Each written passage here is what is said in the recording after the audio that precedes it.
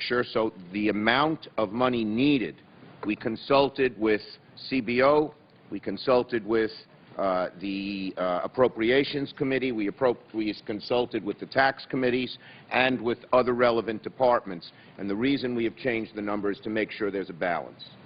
I've got 5 questions on the trust fund, but I'll only ask 2. Will the trust fund repay all of the $7.5 billion to the U.S. Treasury? Yes. It'll have more money than that, but it'll certainly repay the $7.5 billion. Absolutely. Yeah. I want to make a statement and let you counter it. I don't think that there's enough in here that gives Congress the ability to track the money, and I don't think the language holds the executive branch accountable for the money that's authorized to spend. Mr. Ranking Member, Mr. Senator Grassley, I know you feel that way, and I know you've offered an amendment to make sure there's better tracking, and it's our intention to accept that amendment when you offer it. Okay. I think a very important change here that takes a lot of explanation, and I don't mean you should take a lot of time to do it, but we need to know what, on this parental rights provisions that are part of the technical change, it allows a state to terminate parental rights of a removed parent to a U.S. citizen child if the parent is unfit or unwilling to be a parent of the child. It appears that technical will now require states to locate parents who may be in detention in addition to those who may have even been removed from the country. So let me ask 3 things all at once. Were the states consulted on the provision? What responsibilities will the state have? And will the state welfare employees have new burdens of notifying people in detention about their intention to terminate parental rights? Right. Okay. The purpose here is this. When somebody is deported, sometimes they're deported because the acts they've committed may be criminal because they're a bad parent. They beat their kids.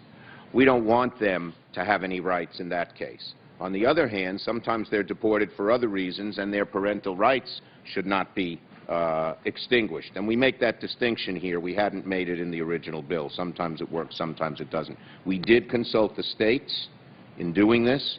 If you have suggestions, we're open to them. This is hardly one of those immutable sections of the bill that cannot be changed. And we believe that the burden for the notifications will be on the federal government.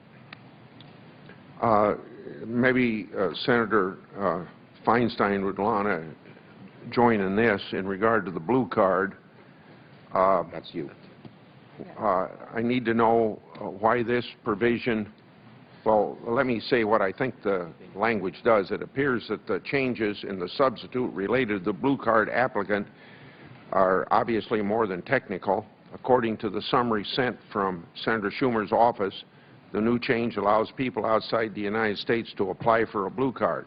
Why was this added? Is this a legalization program for people that are here and people that were removed or voluntarily departed, and how are dependents treated?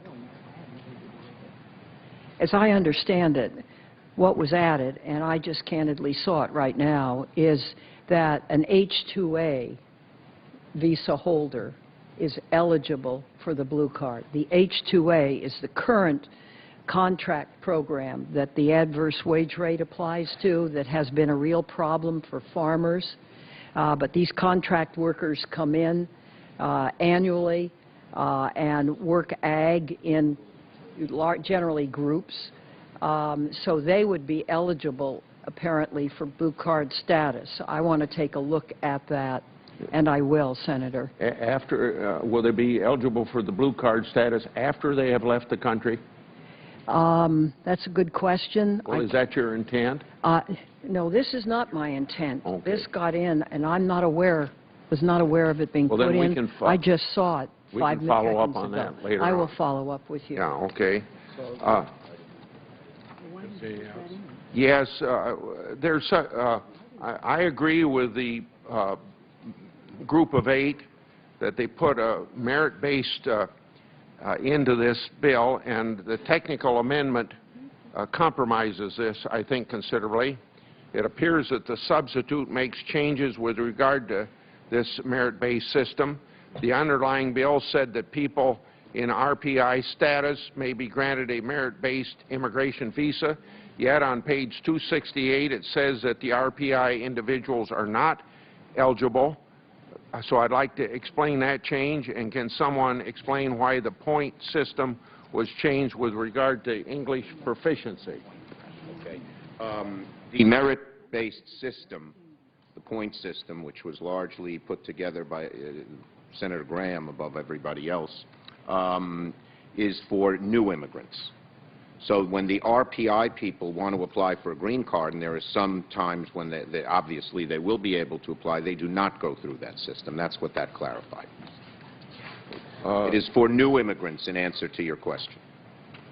Okay. And I would note on this that Go ahead. no, I would note that traditionally the sponsors of an amendment are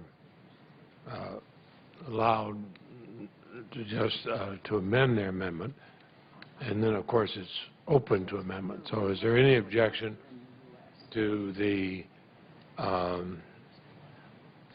sponsors' amendment of their amendment? The sponsors' amendment, Schumer, Durbin, Graham, and... Just reserving the right to object, I would like to ask a few questions. You've added about 30 new pages to this. I think Senator Grassley has touched on some of the technical details. I wonder, Senator Schumer, if you're prepared to tell us at this time what the new legal flow of immigrants will be into the country, how much it will be increased, what we'll see over 10 years, because I think members of this committee and others I've heard expressed publicly a concern that we don't impact adversely the work, the salaries, and job opportunities of legal residents and Americans who are hurting at this time. Can you give us a statement of the numbers, of Yes. your best judgment of what the numbers are going to be? Sure will. First, because this is a concern that's being made, but there's one point that's being lost in the debate. We're not dealing with this in the abstract. We're comparing it to the present situation if we do nothing. So the question that to me is relevant, and I think to most Americans, is very simple. It is not how many people does your bill let in. I'll answer that in a minute. It's how does the bill compare if we do nothing? Everyone's decrying the present system because millions of people cross the border illegally. And our bill, as I said, the focus of our bill is to stop future flows of illegal immigration. We're very strong on it. I was glad to see my colleague from Texas want to do even more than we do in terms of border patrol and everything else. So it must mean we're going in the right direction. He just doesn't think it's enough, but we certainly do. So under this bill... Well, we could do that without adding additional new legal flow. Well, then I wait... Over the current levels. I would await your amendment on what we do with the people who are not here legally now. Ask that the quorum call be dispensed with. Without objection. And ask to be allowed to speak as if in morning business. Without objection. Mr. President, tomorrow we will continue the markup of the Gang of Eight immigration bill. They've been meeting with business people and special interest groups and trying to craft a piece of legislation that they agree to, they think is good. Didn't have anybody representing Main Street America, didn't have anyone representing the law enforcement community who could explain how this system ought to work. As a result, their bill doesn't have any kind of effective improvements in our law enforcement that would be really effective. But I wanted to talk today, because we'll be into it tomorrow, on the fundamental question of the nature of our immigration, how much this country would be able to sustain in a healthy way for immigrants as well as American workers. And I've been concerned for some time that the numbers are just too large, that we're not able to assimilate people effectively in these large numbers, but significantly, we don't have the job created sufficiently to allow us to employ them. And it would have only a negative impact on American workers. Now you say, well, you're not very positive, Sessions. You know, we are growth-oriented. We're just going to grow this economy, and there'll be plenty of jobs out there. And be like Ronald Reagan, would you? Be sunny all the time. Don't talk negative. Don't worry about this. But I'm looking at some numbers. And I think it's wise for America to be prudent, be smart, be careful before we establish policies that we can't sustain, before we establish policies that create more unemployment in America and damage our economy. That could happen. I asked the sponsors of the bill, asked Senator Schumer how many people would be admitted under the bill. Well, he wouldn't say. I said it looked like it might be 30 million. Is that correct? No. Well, how many is it, Senator Schumer? He didn't say. They have yet to say how many people would be admitted under the biggest change in immigration we've had since at least 1986, and really larger in its impact than '86. So this is an odd thing. Frankly, we ought not to proceed another day in the Judiciary Committee until the sponsors of the bill and their great advisors that's been meeting for months, aided by the administration and all the staff that they have in Homeland Security and Immigration and Department of Justice, can't they tell us how many people would be admitted? They don't do that, really, I think, fundamentally, because they don't want you to know. They really don't want to acknowledge what a huge alteration in our policies this will have. And I'm talking about in terms of economically and so forth. Well, let's just think about it. Here are some of the things we know. We know that the 11 million people here illegally, some say 12, they would all be given a legal status. Virtually all would be given a legal status immediately. They would then immediately be allowed to pursue any job that they would like to take. They would be given a legal status. So they could go down and apply for the county government, the city government, trucking firms, coal mining companies, oil companies, any good job out there that they would like to apply for. That's not happening now because many of them have no identification and aren't able to take anything other than jobs off the books. Some have estimated, the supporters of the bill, that half of the people are at least working off the books in some form or fashion. I'm just saying these numbers are big. So you've got that. In addition, you have, over the next 9 years, a plan to legalize 4.5 million additional chain migration backlogged applicants. They're really not backlogged in the sense that the Immigration Service isn't processing their papers fast enough. They're backlogged because we had caps on how many in these categories could come in, and people apply till they get it into the number. Well, they would remove the caps on those, just like that. So there would be another 4.5 million that would come in. And then they have a future flow that we're working hard on to try to analyze. My little staff, I don't have the entire Immigration Service. I don't have the Immigration Lawyers Association. I don't have the Chamber of Commerce or Richard Trumka to come and do the work for me and all their universe. But we think there'll be quite a number coming in the future. The Los Angeles Times, and I'll just use their number, it seems to be the number that others have come up with, and maybe in the ballpark. They would increase the annual flow by 50%. So that would be a 50% increase. We're supposed to be at about 1 million a year now legally, and this would increase the legal flow by 50%. It could be considerably more. So you're talking about, we estimate, something like 30 million people will be given legal status in the next 10 years, when if the law were faithfully applied, it would be about 10 or 11 million over the next 10 years given legal status. Yes, of that 30, about 10 or so, 10 plus, will be those who are already here, but many of those are really not effectively competing for jobs with the American worker who's, for a large degree, out of work and needing a job. So I guess I would say, first and foremost, we are a nation of immigrants.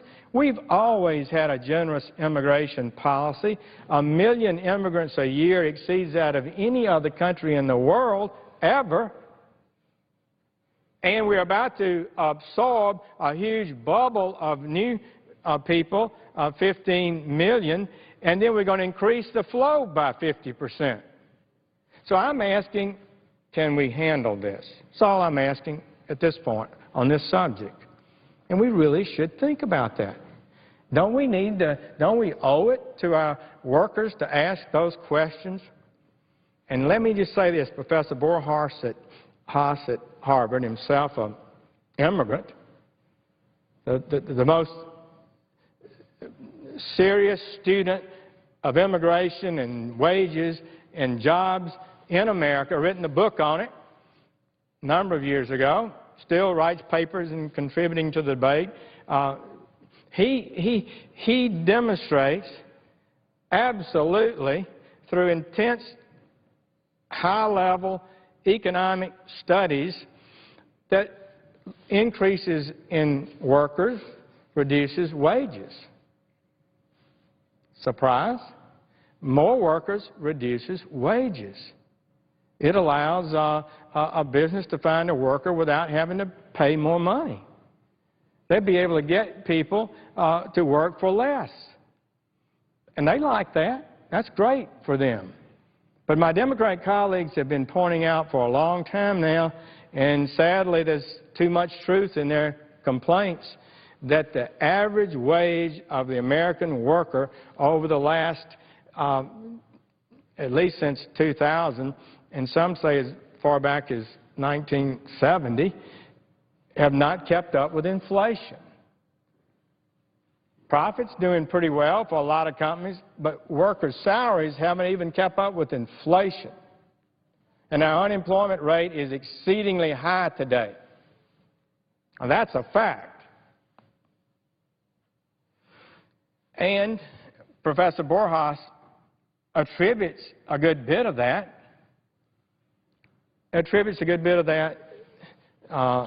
to the large immigration that we've had over these years. That it's at a level that he has, some years ago I remember he wrote, was higher than the country really ought to have then. So, what is our current situation? We looked, Mr. President, at the Congressional Budget Office at their analysis in their budget study. They present to Congress every year, and they work hard at this. Nobody knows the answers to all of these questions, but CBO is as good an objective a number as you normally get. I'll just tell you, this is what they predicted. They are predicting that what experts are saying is correct, and that is our economic growth in mature economies like Europe, like the United States, like Japan, is not going to reach the peaks of growth that we've had in some of the go-go eras of the past. Bill Gross, that has the biggest bond fund in the world, PIMCO, has called it the new normal, that we're going to have a lower growth. Hopefully we'll be steady, but it's going to be lower, and it will create less jobs. That's just what the projections are for the future. In February of this year, Mr. President, the CBO projected that job growth in the second 5 years of their 10-year budget analysis, years 19 through 23, job growth per month, the number of jobs we added, the number of jobs that employers expect to add to their workforce would average only 75,000 a month. Isn't that something? I mean, surely, hopefully we could do some better than that, but that's really something. This is a 10-year plus plan of immigration policy that this gang of 8, have they talked to Mr. Elmendorf? Have they talked to anybody about how many jobs we're actually going to need other than some of our Silicon Valley gurus and some of the Chamber of Commerce and some of the big agricultural industries and some of those folks? So that's all the people they're talking to? So what about the blue chip forecast? This is a very, very much watched forecast. They make forecasts on a lot of different issues. It's the average of 55 private economic forecasters. So the blue chippers, what do they say the growth will be?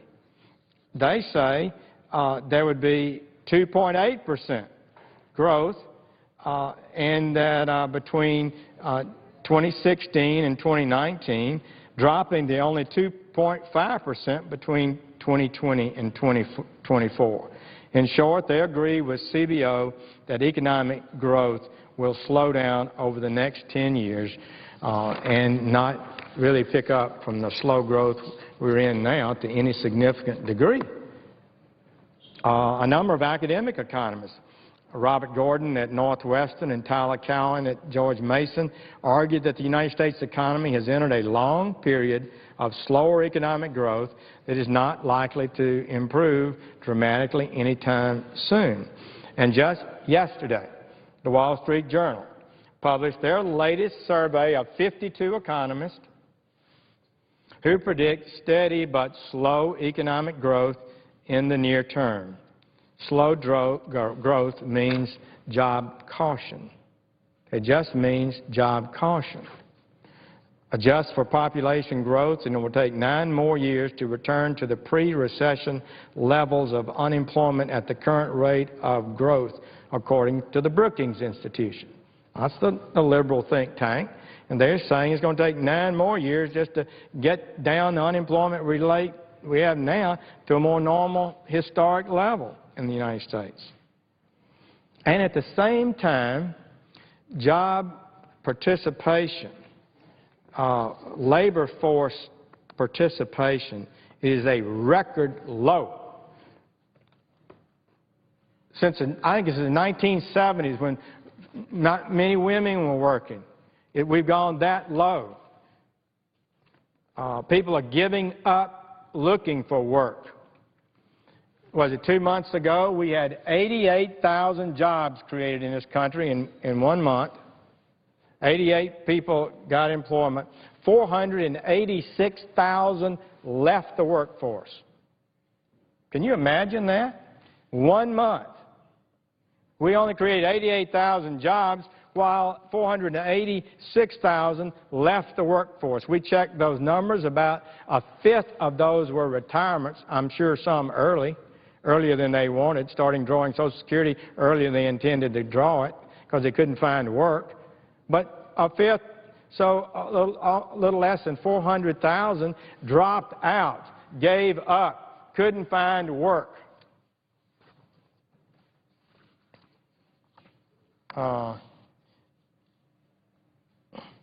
So that's a troubling thing. And it's pulling down wages of American citizens who've lost their job and can't find good work. The Labor Department reported earlier this month that 4.4 million Americans have been out of work for more than 27 weeks, and that the broadest measure of unemployment, that includes part-time employment and other things, stands at 13.9%, which is really high. So first we'd say, do you want to tell somebody, come into America and we don't have a job for you, or it'll only be temporary and you're going to be laid off? We can't expect that you'll be able to maintain a workforce. There's no doubt that those who want large and ready supplies of labor, who don't want to have to pay more money, provide more benefits to get that labor, are happy with the steady flow, large flow coming into the country. And it might even make them have a little better profit. Professor Borhorst at Harvard makes clear that by maybe $1,600 a year, low-income people making $20,000 or so a year, having their wages brought down that much as a result of an influx of large amounts of low-skilled labor. So it's not helpful to immigrants who came lawfully, who are looking for work and having their wages pulled down. It's not helpful for native-born who are looking for work and can't get on that ladder of success, where you start working as a carpenter's helper, and one day you end up at a carpenter, and then one day you ended up as a foreman, and you've saved a little money, and you've got a retirement plan and health care for your family. That's what we'd like to see happen in America, and I'm worried about those numbers.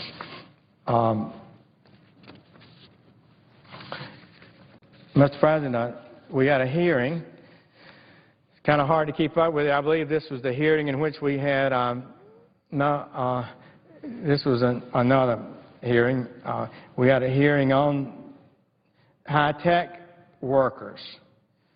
And I just wanted to highlight the testimony of Professor Hira, Professor Ron Hira, and he is written for the Economic Policy Institute. That's a liberal think tank. He's done an op-ed at Business Week. He's presented at Brookings Institution and produced academic papers on this subject. So he testified before our committee, and he's been studying high-skilled immigration policy for more than a decade.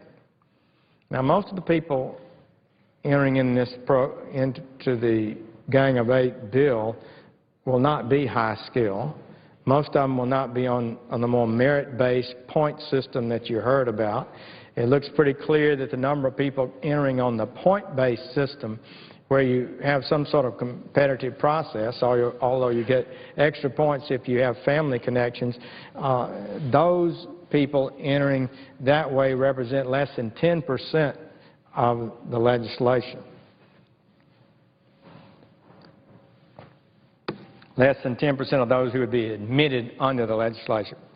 So this is what Mr. Hira says about the way high-skilled immigration policy is being operated. He said the U.S. policy, as currently designed and administered, does more harm than good.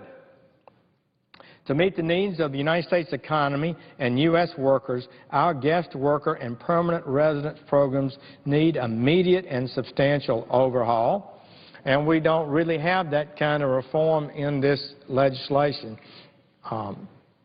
The principal goal of these programs is to bring in foreign workers who are supposed to complement American workers, making American workers more effective, but the loopholes have made it too easy to bring in cheaper foreign workers with ordinary skills who directly substitute for, rather than complement, workers already in America.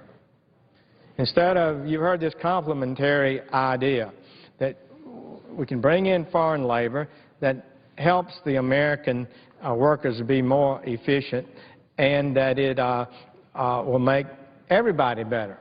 But according to Mr. Hira, the workers that are being brought in under the H-1B and similar programs, J-1, B-1, L-1, are not doing that. They're bringing in people through a loophole that actually compete for Americans, with Americans for jobs. He says many of these have ordinary skills, and they substitute for American workers. Goes on to say loopholes in these programs also provide an unfair competitive advantage to companies that are specializing in offshore outsourcing, speeding up the process of shipping high-wage, high-tech American jobs overseas. which has disadvantaged companies in the United States that hire mainly American workers. So essentially, as I understood his testimony, people would come here from a foreign country, they live for here and train and work here, and then they go back to their foreign country and set up a plant or business, and the company, U.S. company, outsources the work here, costing American jobs. And he's done studies on this. This isn't just a theory he came up with. And he further testified that the actual H-1B and L-1 visa use has become antithetical to policymakers' goals due to 4 fundamental flaws. The work permits are held by the employer, so basically these individuals come as indentured servants and are able to be controlled in a way that gives the employer an advantage over an American worker.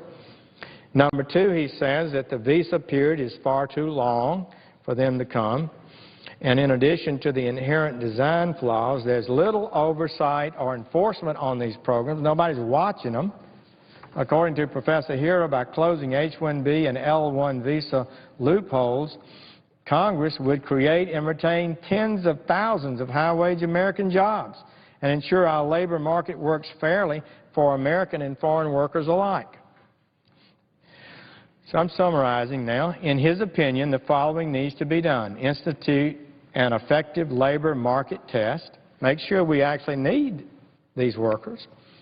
Pay workers true market wages. He asserts they're not being paid true market wages. Limit the visa to a maximum of 3 years. For a lot of reasons, I suggest that's very important, with no renewal. Because if you come for longer periods of time and you can renew and renew, then you end up with somebody who's married here, their children are in junior high school, maybe they're American citizens by now, and you're going to ask them to leave even though the law would say for them to leave? It's not likely. That's how 40% of the people here illegally have come to America. They've come legally but overstayed the visa that they had.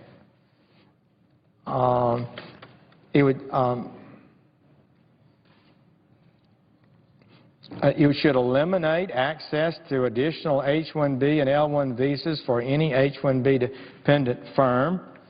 Those that are dependent on these programs to maintain their basic workforce, they should be the ones to have their numbers reduced, not getting more and more. Should shine a light on the progress, institute sensible oversight, establish clear, single objective for the program, and also other programs, he notes, are badly in need of an overhaul and are being used to circumvent the annual numerical limit on H-1Bs and the regulatory controls on the L-1 program. Given the widespread use of H-1B and L-1 visas by offshore outsourcing firms, people who are really moving jobs out of the United States, Congress should take affirmative steps to make clear that both guest worker program and permanent residence are immigration issues, not trade and policy issues. Finally, you've heard over and over again from my good friends in Silicon Valley and all the great things that they've done, and we're proud of them, and they've so been great for America. He talks about some of them. And he contested the assertion by Mr. Brad Smith of Microsoft. They've been aggressive in pushing this program. He pushes back and contests the assertion that the United States does not have enough high-skilled workers. You've heard that. We don't have enough high-skilled workers. He says no. He studied it. According to Professor Hira, the unemployment rate for STEM graduates, science, technology, engineering, and mathematics. We've been told we've got to have more and more foreign workers. But he says graduates, that the unemployment rate for STEM graduates is higher than that of regular college graduates. Goodness.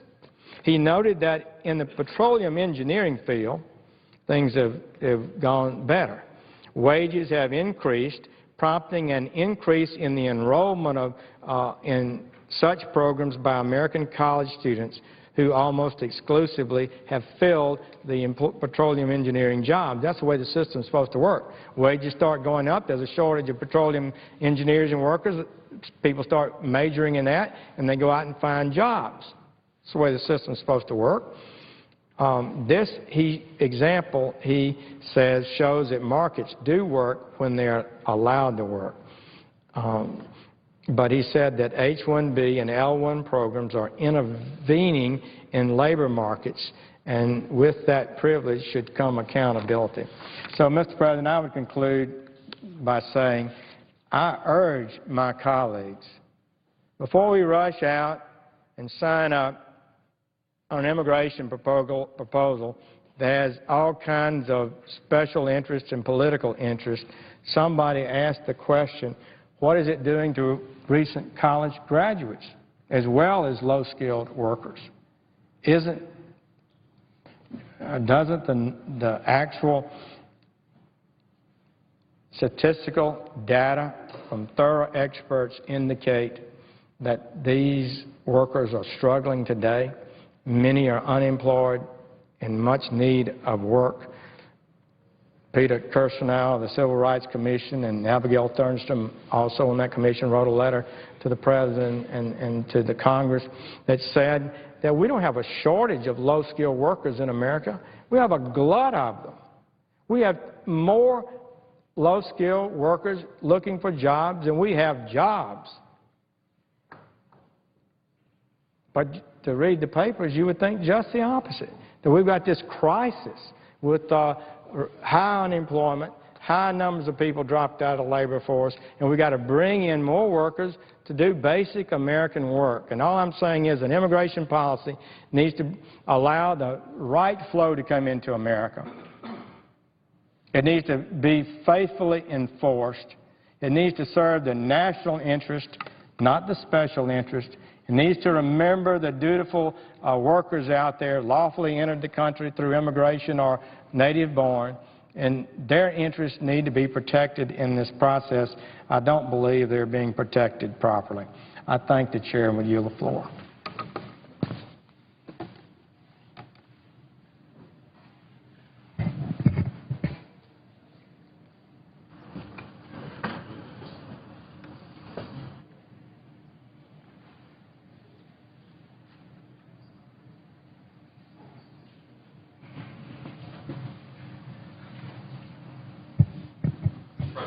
Senator from Kansas. Mr. President, thank you. Permission, unanimous consent to address the Senate.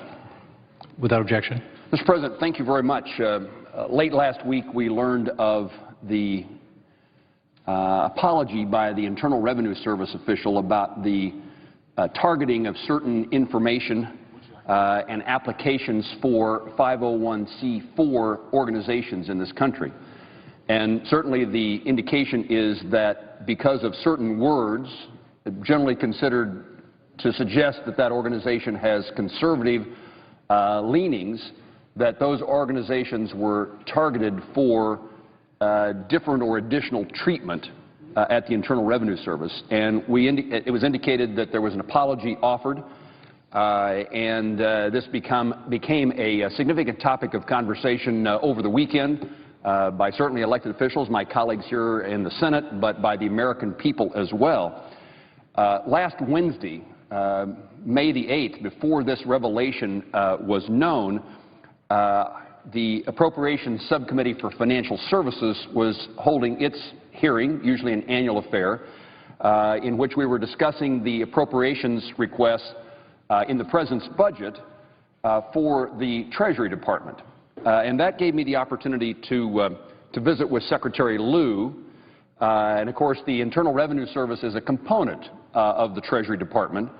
And my conversation with Secretary Lew during that hearing dealt with a related topic. And while I find I have great objection to any group, liberal, conservative, Republican, Democrat leaning, certainly the ability for us to examine an application is important, but none of us would expect or consider to be appropriate that the Internal Revenue Service would treat an application, one application different from another, based upon its apparent political leanings.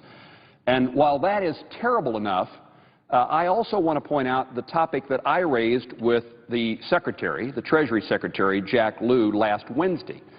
And this comes from media reports and from complaints by organizations. And the reason that this seems so important is the admission that conservative groups were treated differently, or one group was treated differently than another within the Internal Revenue Service, lends credibility to press reports and to complaints by organizations across the country about their treatment by the IRS.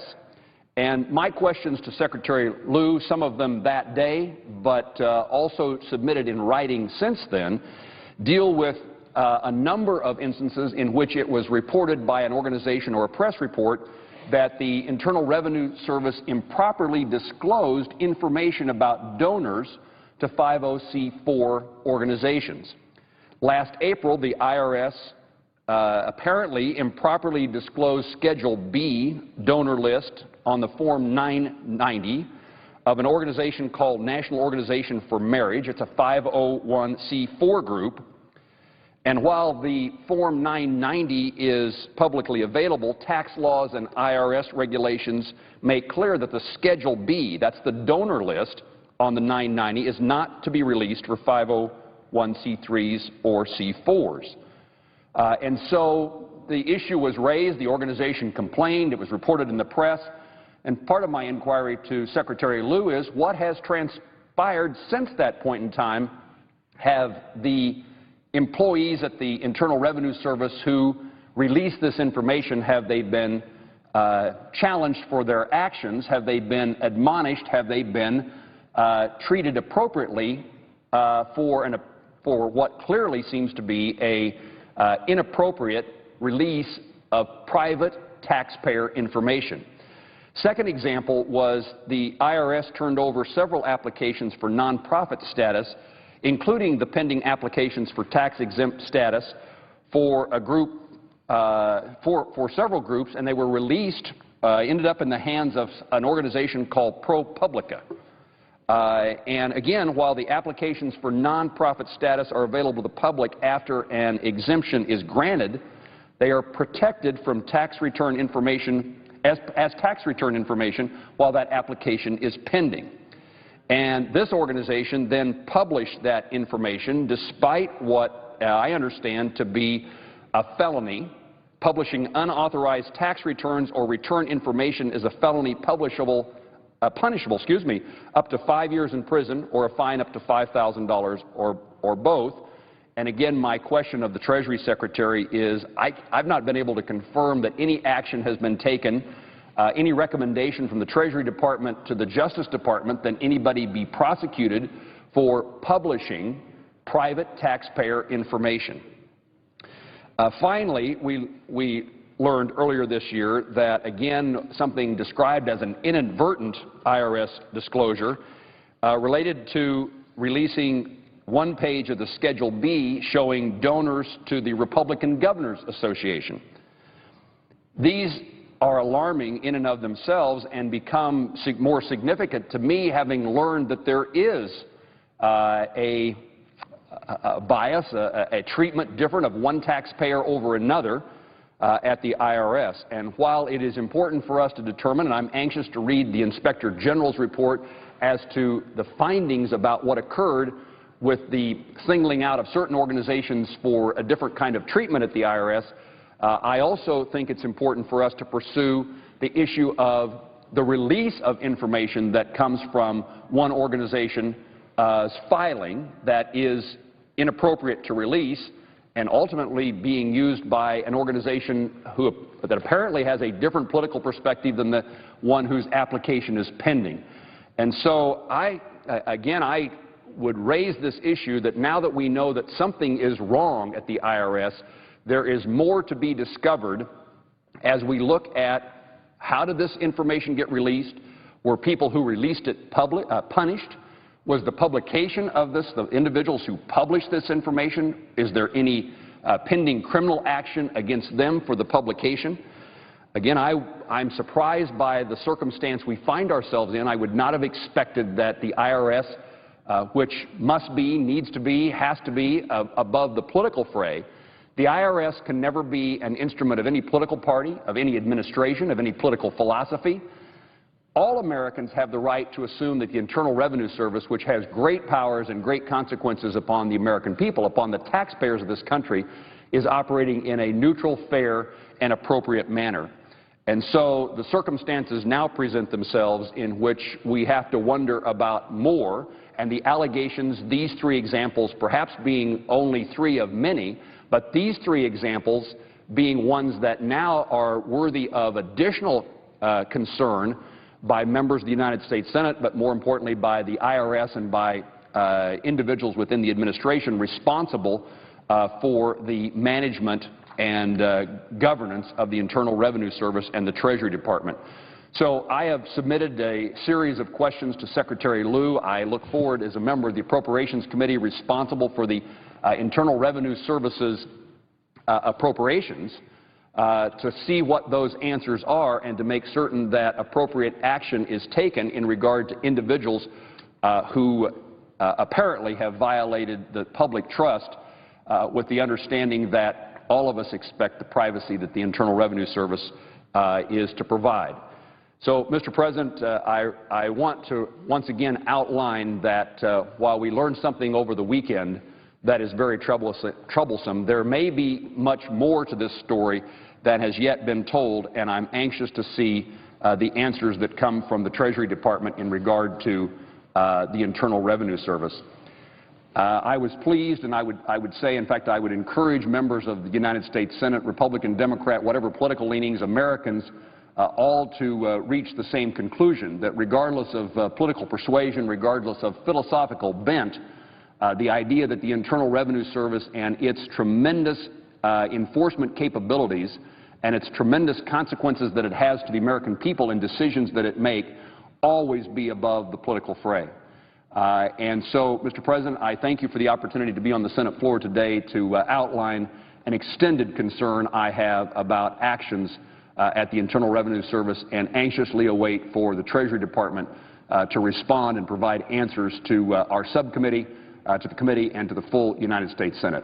I yield the floor.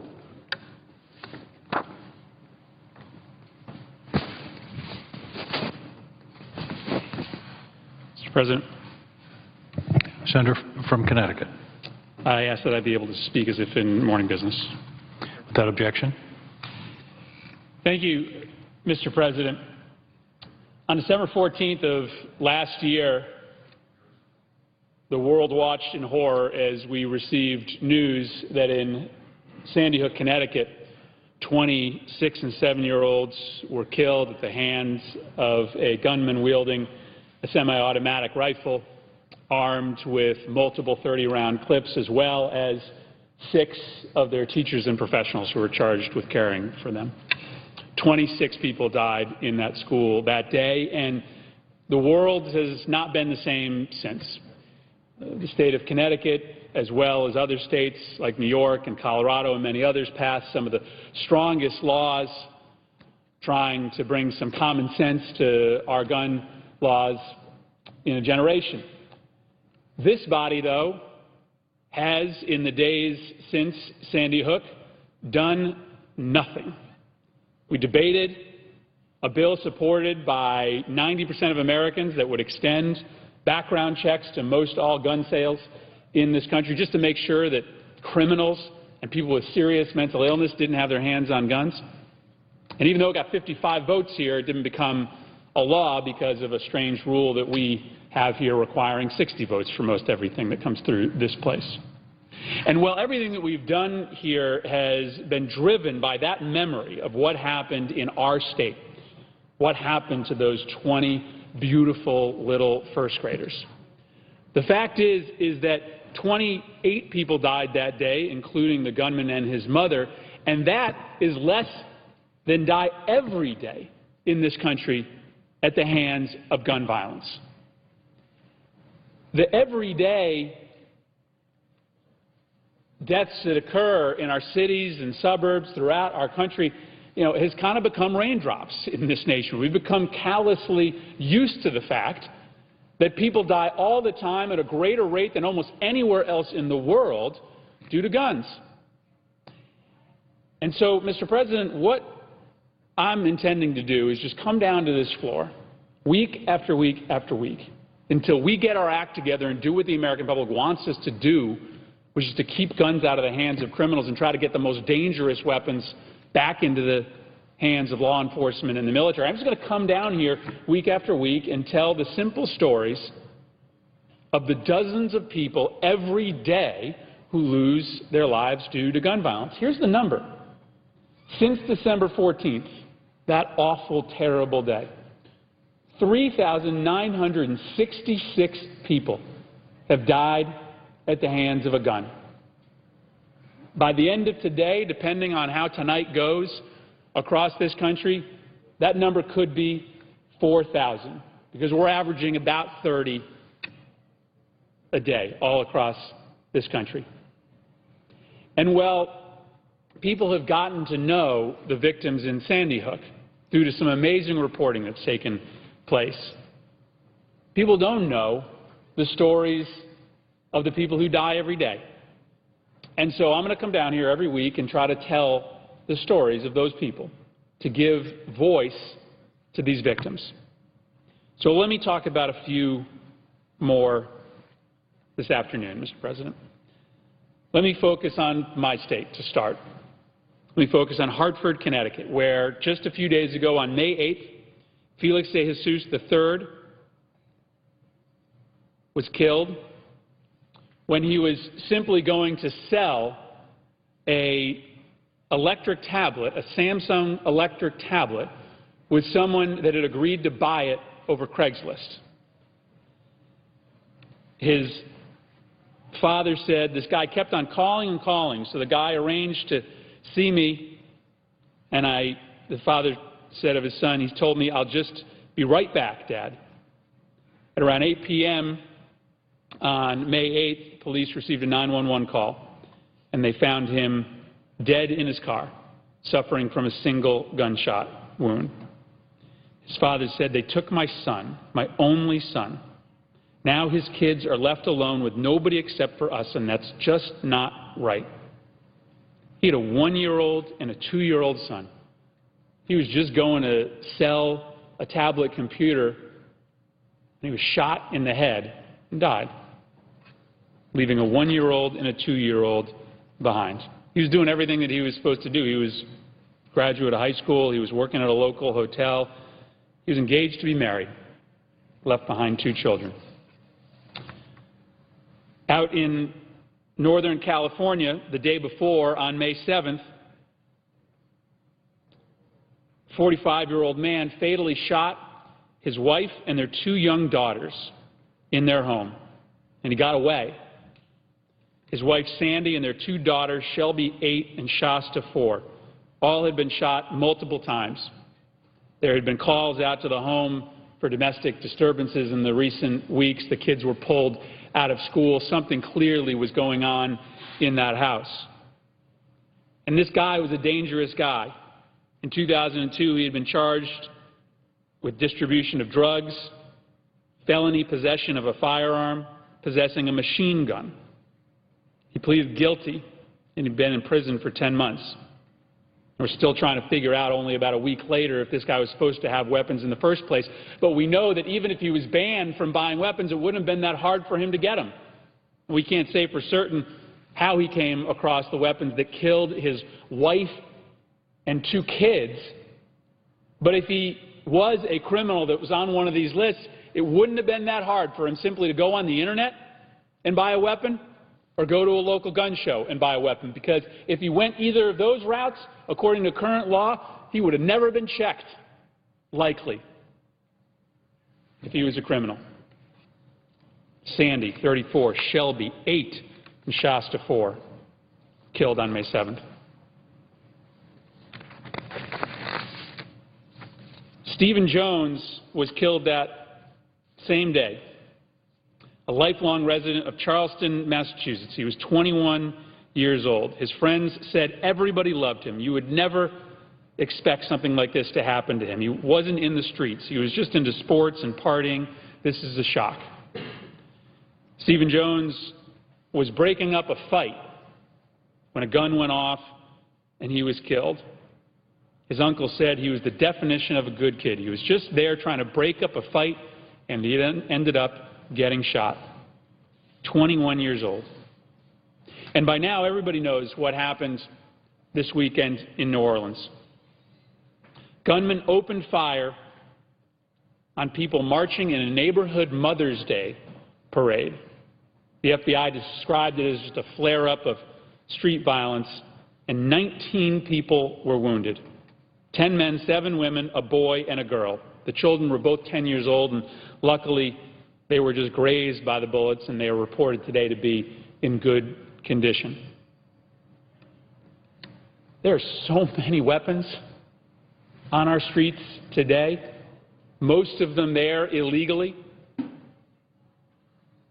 that these things happen day in and day out. Mostly it's not what happened in New Orleans. Mostly it's not 19 people being shot at a parade. Mostly it's just one-on-one gun violence.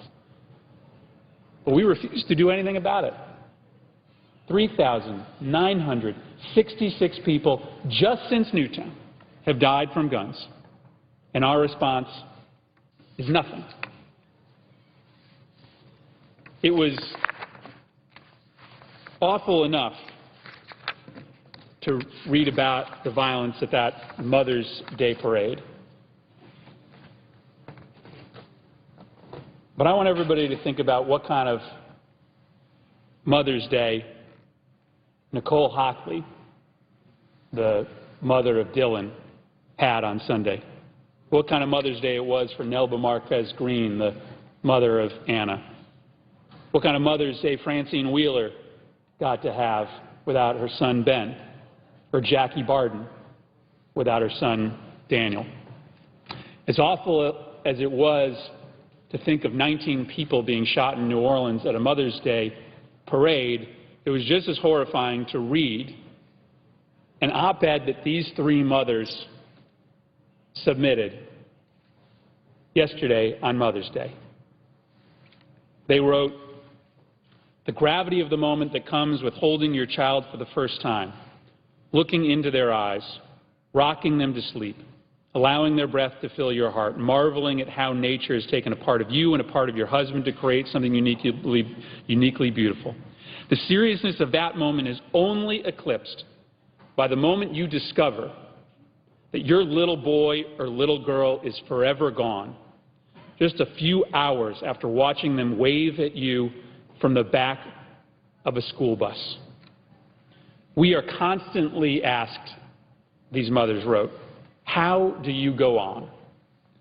The answer, they wrote, lies in the promise we made to our children when they were born, and perhaps more important, the promise we made when they were so senselessly taken from us. That promise, for those 4 mothers, is to do something, to try to make sure that that never, ever happens again. The promise that they made was bigger than that, to try to do something for the 4,000 families that have lost sons and daughters and mothers and fathers and husbands and wives since Sandy Hook happened. Nicole and Nelba and Francine and Jackie came down to Washington, D.C. day after day, week after week, and pleaded with this place to do something. And they were joined over that period of time by hundreds of other family members representing the 3,966 families who have been grieving since then. Mr. President, there has been some level of optimism that we have the capacity here to revisit this legislation, that sometime later this year we can take another shot at trying to make sure that another Sandy Hook doesn't happen. We can take another moment to reflect on whether or not it's okay that thousands of criminals can go onto the internet or walk into a gun show and get a gun without ever having to show that they have the legal capacity to do that. I hope that's the case. And as a means to getting people to that moment where we can try to have some coming together on behalf of all these families, I'd encourage everybody to read this op-ed written by Nicole and Nelba and Francine and Jackie. It's called Keeping a Mother's Promise. Because if after reading this, people in this chamber can look these mothers in the eye and say that in the wake of Sandy Hook and in the wake of 4,000 other deaths since then, our answer in the United States Senate is to do nothing, then what on earth are you here for? I yield the floor.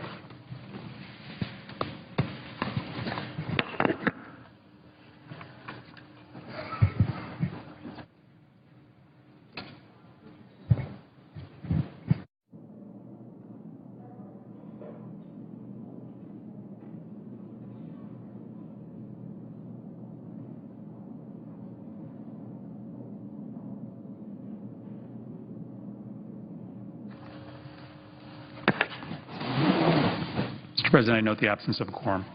Clerk will call the roll. Mr. Alexander.